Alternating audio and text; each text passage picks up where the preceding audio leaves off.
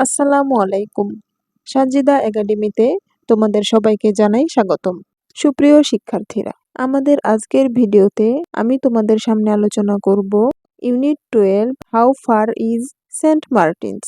এখানে 49 পৃষ্ঠায় লেসন 7 থেকে 8 জি নাম্বারে লেখা আছে right in your exercise book the paragraph your teacher ডিকটেটস।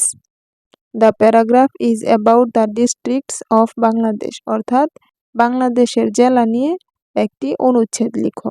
আমি আমাদের আজকের ভিডিওতে তোমাদের সামনে বাংলাদেশের জেলা নিয়ে একটি অনুচ্ছেদ লিখব। আমরা অনুচ্ছেদের শুরুতেই লিখব there R 64 districts in Bangladesh. এর অর্থ হচ্ছে বাংলাদেশে 64টি জেলা রয়েছে।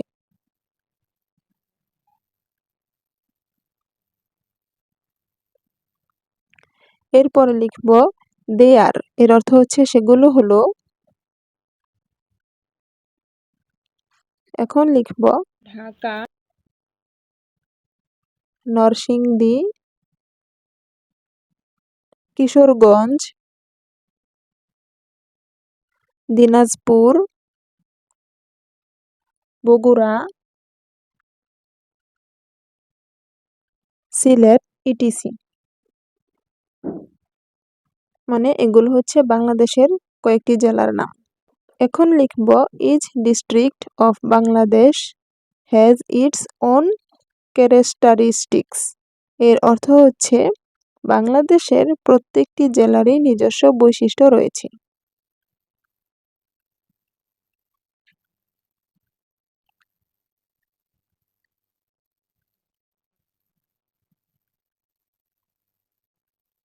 এখন লিখব Dhaka is the capital of Bangladesh. এর অর্থ হচ্ছে ঢাকা বাংলাদেশের রাজধানী।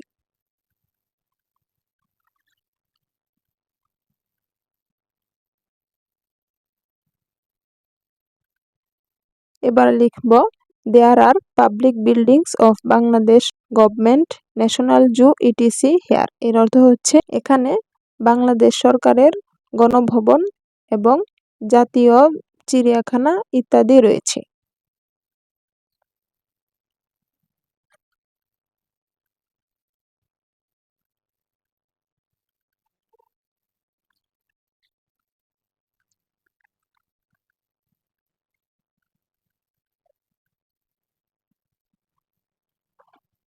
এবার লিখব Kishoreganj is famous for Nikli, Itna and Mithamain হাওর। এর অর্থ হচ্ছে কিশোরগঞ্জ নিকলি, ইটনা এবং মিঠামইন হাওরের জন্য বিখ্যাত।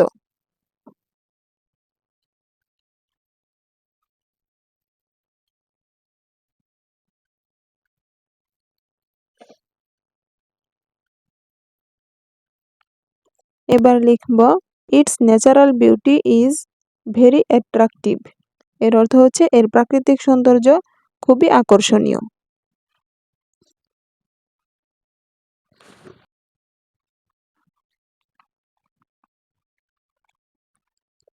এবার লিখব Sylhet is famous for T gardens.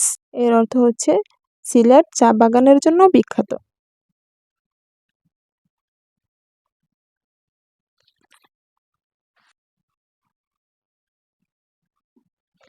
এবার লিখব Rajshahi is famous for mangoes and Dinajpur is famous for লিচি।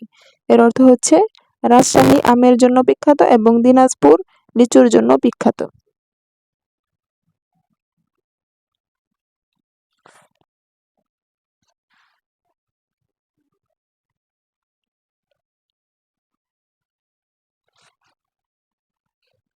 এবার লিখব thus the districts of Bangladesh have become rich in fruits, crops, resources and natural beauty. এর অর্থ হচ্ছে এভাবে বাংলাদেশের জেলাগুলো ফল, ফসল, সম্পদ এবং প্রাকৃতিক সৌন্দর্যে সমৃদ্ধ।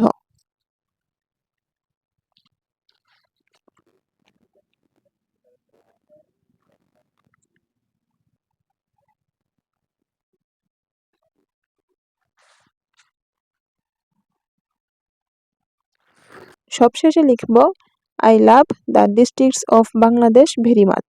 এর অর্থ হচ্ছে আমি বাংলাদেশের জেলাগুলো খুব ভালোবাসি।